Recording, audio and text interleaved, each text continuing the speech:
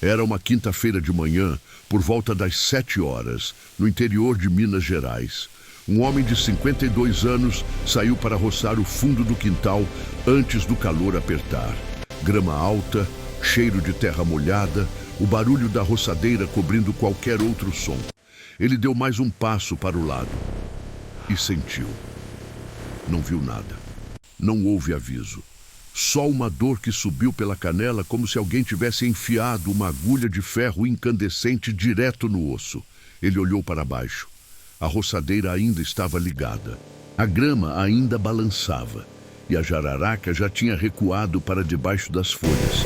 Imóvel, invisível, exatamente como estava antes. Se inscreve agora e ativa o sino. Porque aqui você vai descobrir o que vive escondido no quintal, na beira da estrada, e talvez a menos de 1 metro de onde você passa todo dia sem saber.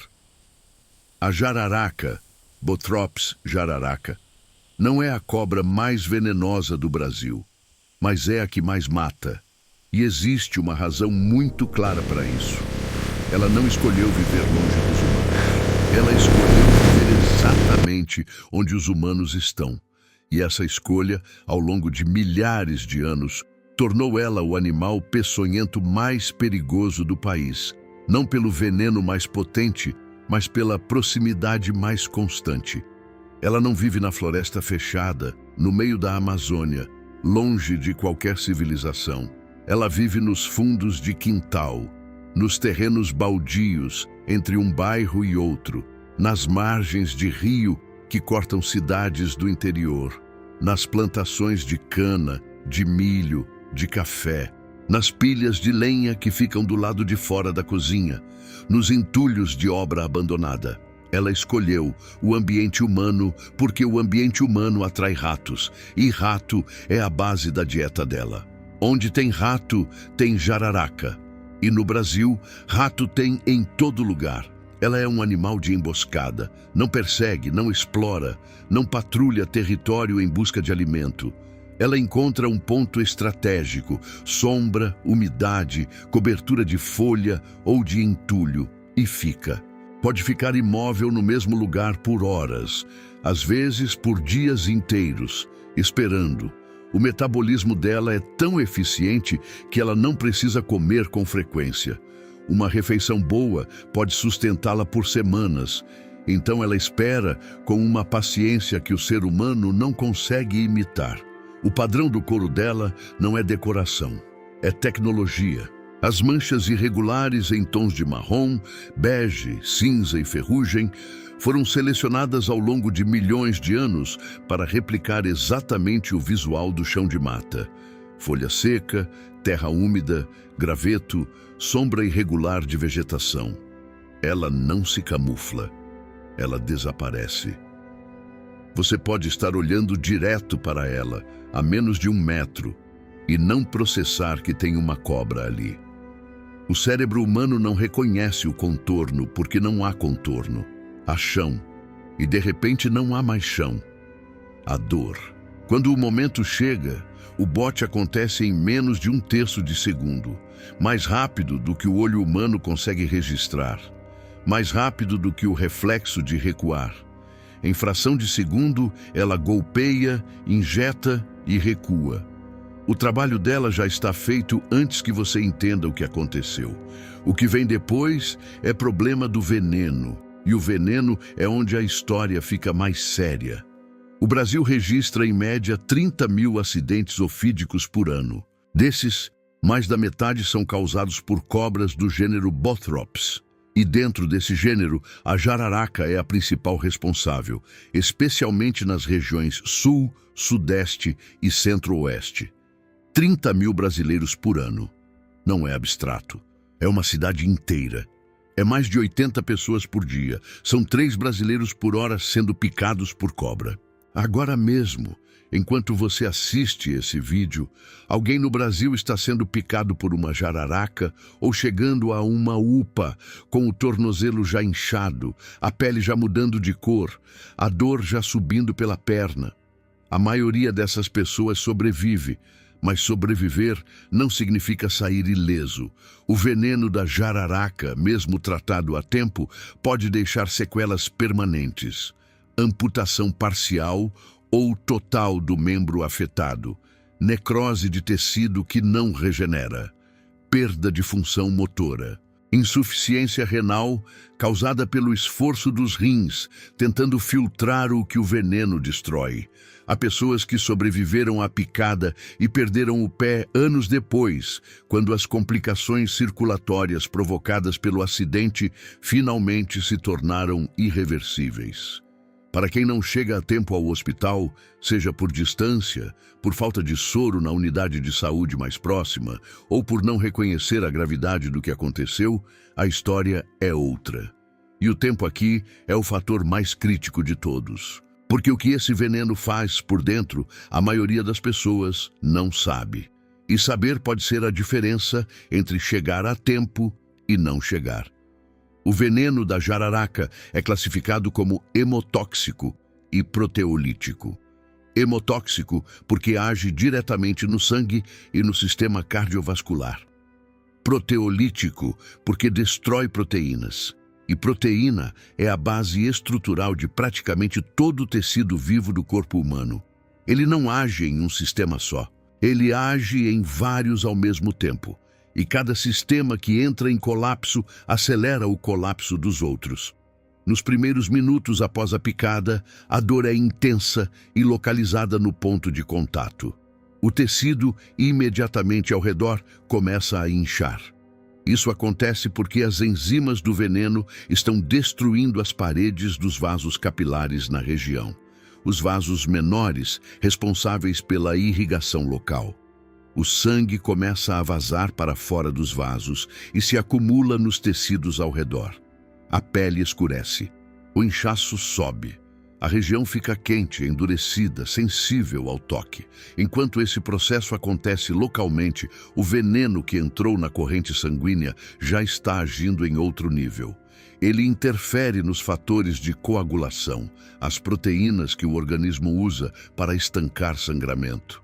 Ele não apenas inibe a coagulação, ele consome os fatores de coagulação disponíveis de forma acelerada, esgotando os estoques do organismo. O resultado é que o sangue perde progressivamente a capacidade de coagular.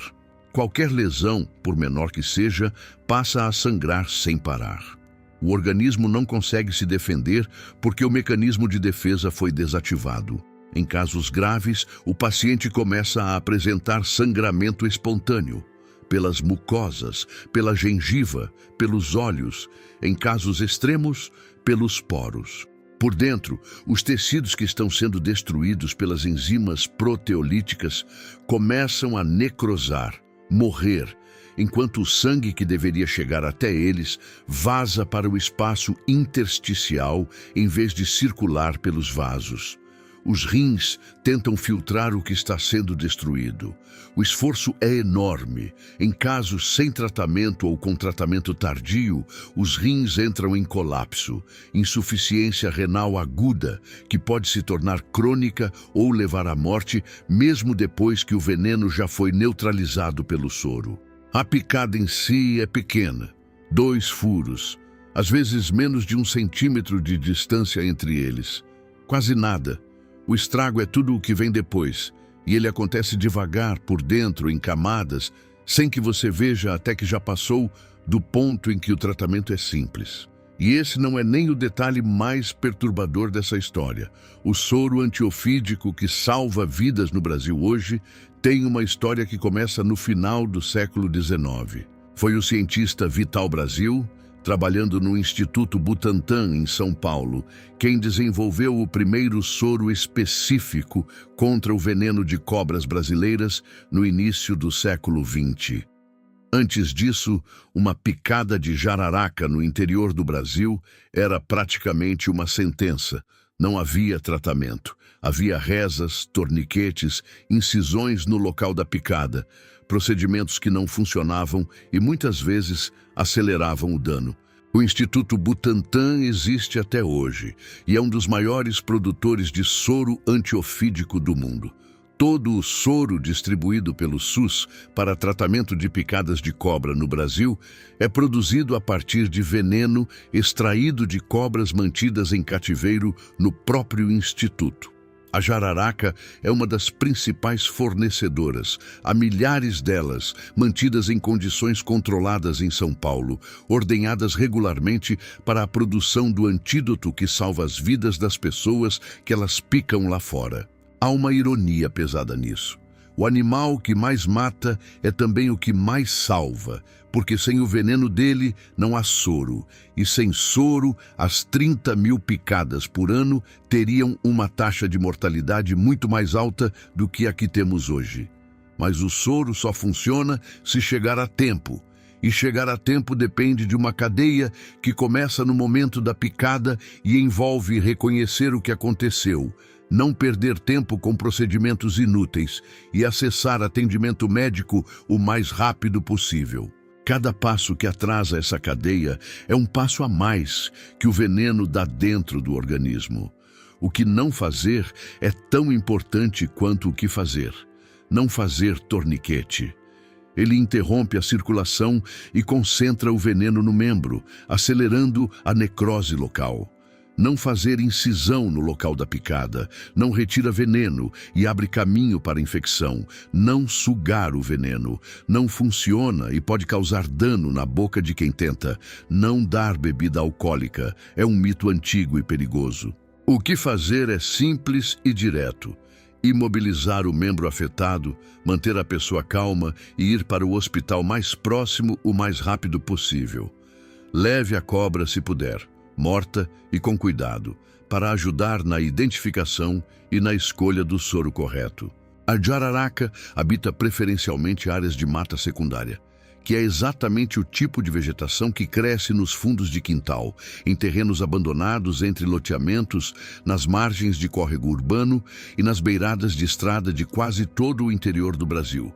Mata secundária não é mata virgem, é a mata que cresce onde o humano desmatou e abandonou. Capoeira, pasto abandonado, beira de cerca, vegetação de margem de rio urbano. É a mata do cotidiano brasileiro. Ela ocorre em todos os estados da região sudeste, em todo o sul, no centro-oeste e em boa parte do nordeste. São Paulo, Minas Gerais, Rio de Janeiro, Paraná, Santa Catarina, Rio Grande do Sul, Goiás, Mato Grosso do Sul. Não é uma cobra de bioma específico ou de região remota. Ela se adaptou ao mosaico de vegetação que o ser humano criou ao longo de séculos de ocupação do território. E prosperou nesse mosaico melhor do que prosperaria em floresta fechada. A maior parte das picadas não ocorre em trilha de ecoturismo ou em expedição científica. Ocorre no cotidiano. Homem tirando lenha de manhã cedo, mulher capinando a horta antes do almoço, criança correndo descalça no quintal depois da chuva, que é exatamente quando a jararaca sai para caçar, porque a chuva ativa o movimento dos ratos e dos sapos que ela também come. Pedreiro pisando em entulho num canto de obra. Morador varrendo folha seca acumulada na lateral da casa, onde a calha goteja e o chão fica sempre úmido. Ela não ataca por agressividade. Ela não é um animal territorial que avança sobre o intruso. Ela ataca porque foi pisada, encostada, surpreendida. O bote é um reflexo de defesa, não de predação. O problema é que, como ela não faz barulho, não dá aviso sonoro, não recua antes do bote, e como ela é praticamente invisível no ambiente onde vive, o encontro quase sempre surpreende os dois lados. Ela não queria ser encontrada. Você não sabia que ela estava ali. E em fração de segundo, os dois sabem. Existe um registro documentado de uma picada ocorrida dentro de um quarto de madrugada no interior de São Paulo. A cobra havia entrado pela janela aberta atrás de um rato que circulava pela casa. O morador acordou com a dor no pé, no escuro, descalço, dentro do próprio quarto, sem entender o que tinha acontecido.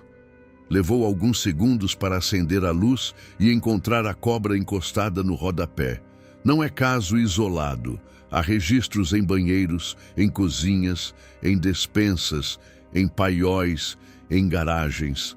A jararaca não precisa de floresta para existir. Ela precisa de sombra, de umidade e de um lugar onde possa ficar parada sem ser incomodada. Dentro e ao redor de casas no interior do Brasil, esses lugares existem em abundância e ela sabe disso melhor do que a maioria dos moradores. O gênero Bothrops tem mais de 40 espécies distribuídas pela América do Sul e Central. A jararaca é apenas uma delas, mas é a que mais se aproximou do ambiente humano e a que, por isso, mais mata. Suas parentes próximas têm papéis parecidos em outras regiões. A jararacuçu no sul e sudeste, a urutu no Pantanal e no sul, a caiçaca no Cerrado e na Caatinga, a surucucu pico de jaca na Amazônia, que é maior, mais agressiva e com veneno ainda mais potente, mas que por viver em floresta fechada, mata muito menos, porque encontra muito menos gente. O que torna a jararaca singular não é o veneno mais letal do gênero. É a combinação de veneno eficiente, camuflagem perfeita, comportamento silencioso e habitat sobreposto ao do ser humano. Cada um desses fatores sozinho seria apenas uma característica biológica. Os quatro juntos criam o animal peçonhento mais perigoso do Brasil. Não apesar de viver perto de nós, mas por causa disso. O homem do início desse vídeo, o que estava roçando o quintal em Minas Gerais, chegou ao hospital 40 minutos depois da picada. O pé já estava com o dobro do tamanho. A pele já apresentava coloração escura ao redor do ponto de contato. Ele recebeu o soro antiofídico, ficou internado por 4 dias em observação e saiu andando. Perdeu parte da sensibilidade na região do tornozelo, uma sequela que provavelmente vai acompanhá-lo pelo resto da vida. Ele foi um dos que chegou a tempo. A diferença entre ele e quem não chega a tempo, muitas vezes, não é a gravidade da picada, é a distância do hospital, é o município sem soro em estoque.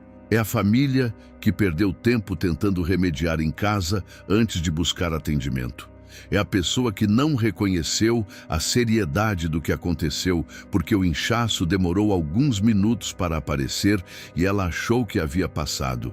A jararaca existe há milhões de anos, praticamente sem mudança. Os fósseis do gênero Bothrops mostram um animal que chegou à sua forma atual muito antes de o ser humano aparecer no continente, e que não precisou se adaptar significativamente quando o humano chegou.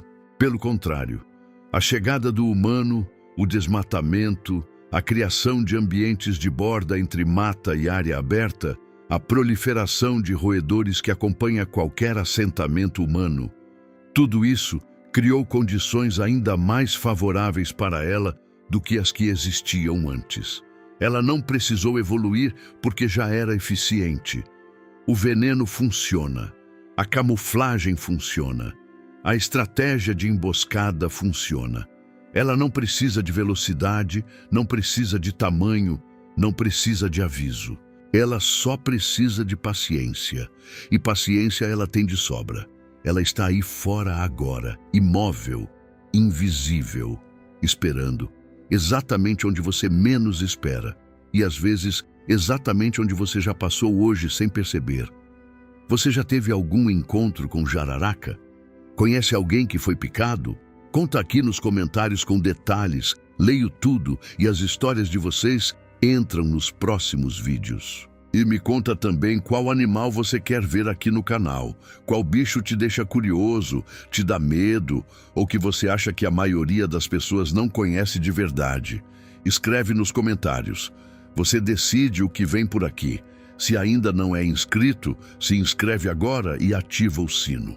Na semana que vem, você vai conhecer o animal que mata mais que cobra no Brasil inteiro. E ele cabe na palma da sua mão.